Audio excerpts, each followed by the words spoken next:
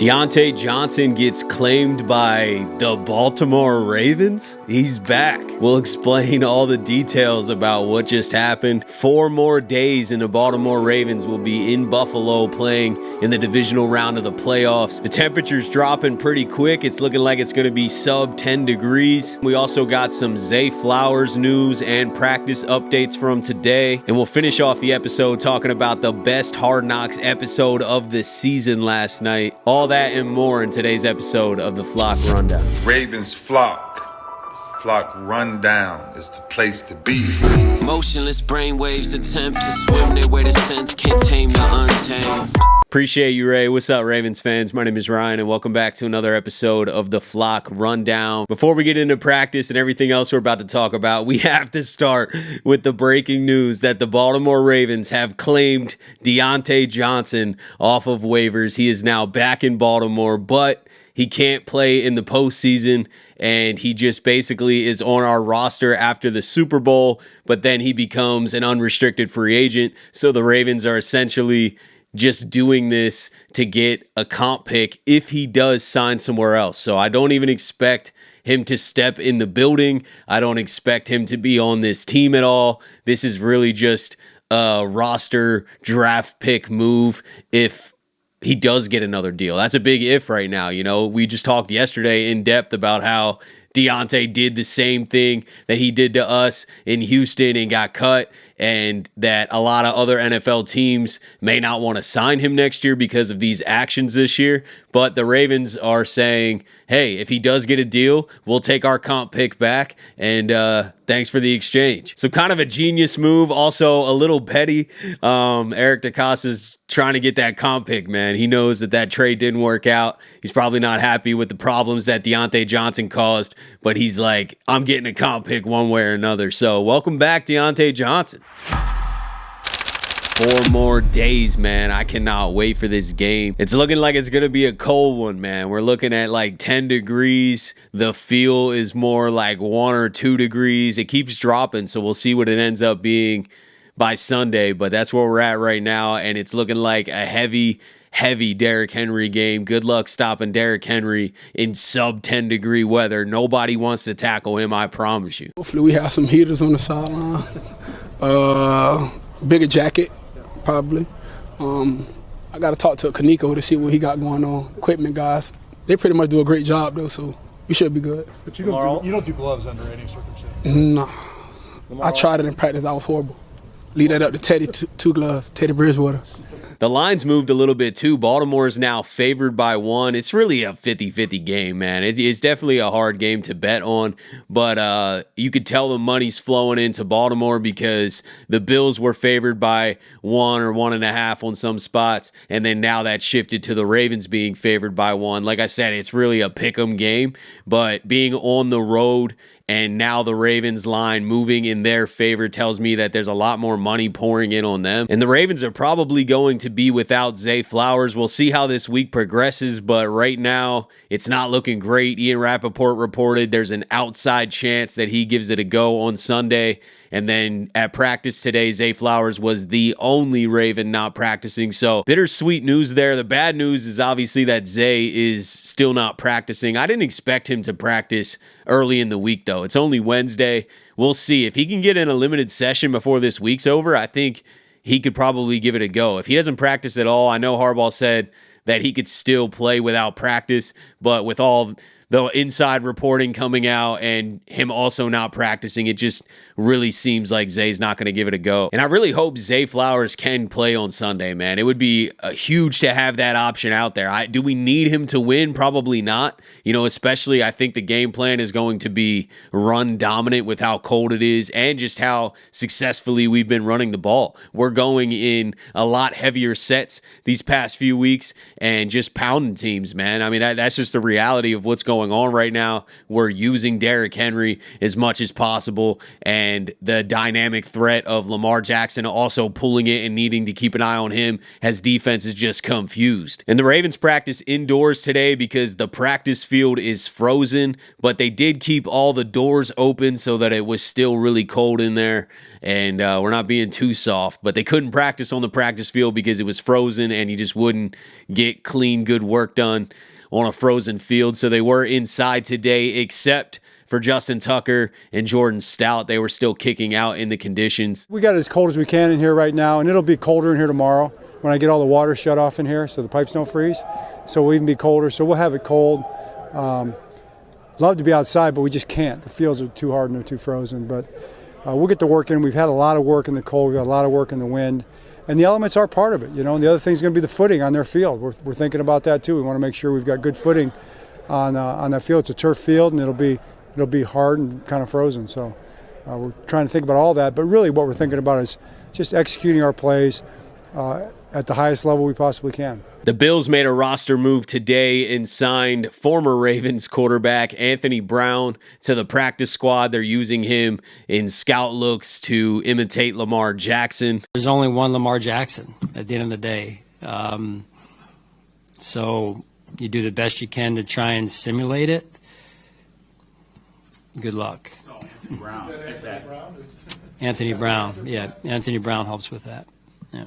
That explains that move.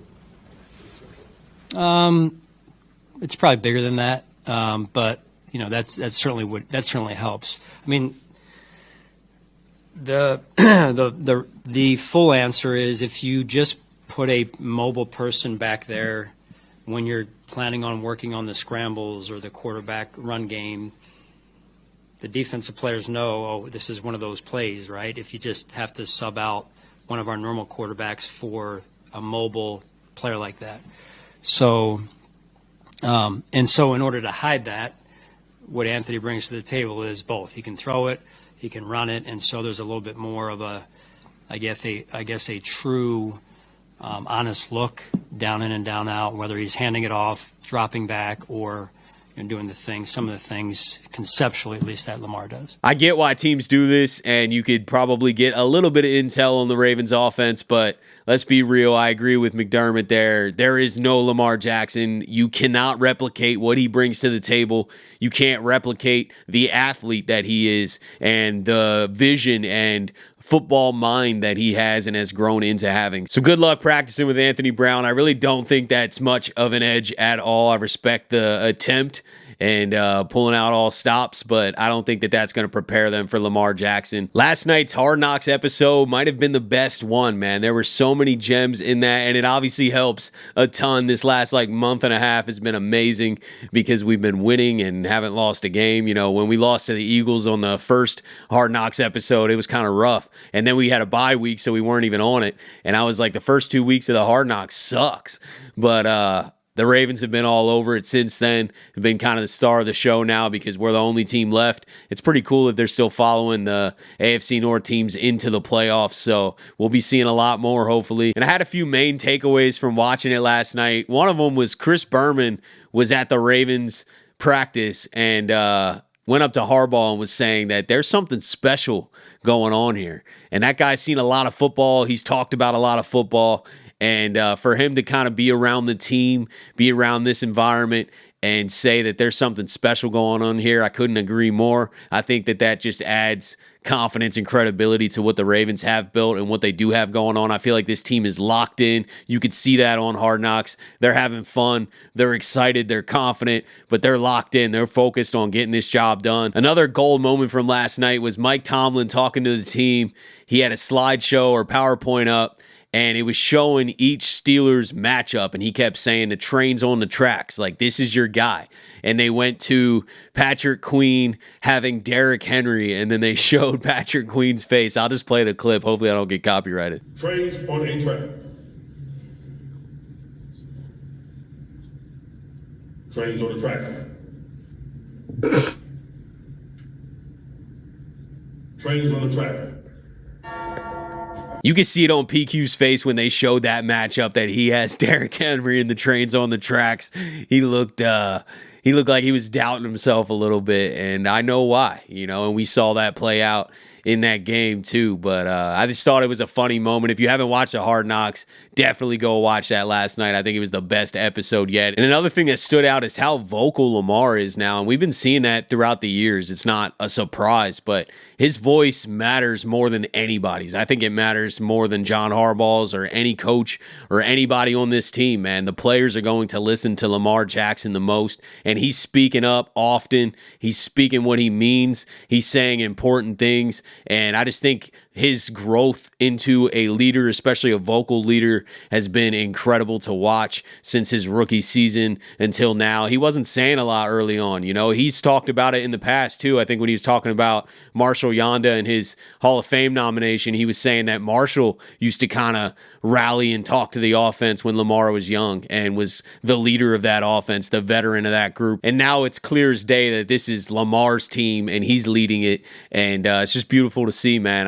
I love everything I'm seeing from this team and Lamar Jackson especially. I love the way he's leading this team. I feel like our guys just locked in playoff atmospheres, pretty much serious around the building. Our guys we've been joking, but like not that much. Guys just locked in because, like I said, a lot of us was here last year and we know like what's at stake for us. And the stars seem to be aligning for a special run, but we got to take care of business this Sunday. That is not going to be easy, and we'll continue talking about this matchup each and every day, but I just want to come on here, give some updates from today, and we'll have a game preview episode later in this week. But let me know what you guys are thinking about everything that we talked about today, and thank you guys for all the feedback yesterday. That video popped off too, man. I never expected that. It was just a normal update video. It got like 10K, but all the feedback was so valuable, man. It means the world. I was asking you guys if you wanted just the update videos or if you would watch some more content if I sprinkled in some singular topic videos. All the kind words that you guys had to say yesterday, it just means the world, man. I appreciate you guys more than you'll ever know. And we're going to keep building this thing. I'm not going anywhere. I'm here for a decade plus, man. Whether YouTube's here or not, we'll be wherever. We'll be talking about the Ravens for a long time. And I just want to bring value to the Ravens community and just keep talking about this team that we all love and go on a bunch of really cool journeys. And hopefully this journey here that we have right in front of us ends holding that Lombardi. So we'll see. We'll talk soon. I appreciate you guys, as always, for tuning in to another episode of the Flock Rundown. Have a beautiful rest of your day, and I'll let the greatest linebacker in the history of the game take us out. Ravens Flock. The Flock Rundown is the place to be. My man Ryan has been a lifelong Ravens fan since he was born. The Flock Rundown. Nothing gets better than waking up and wondering how high we can fly. Tune in. Motionless brainwaves attempt to swim their way to sense, can't tame the untamed.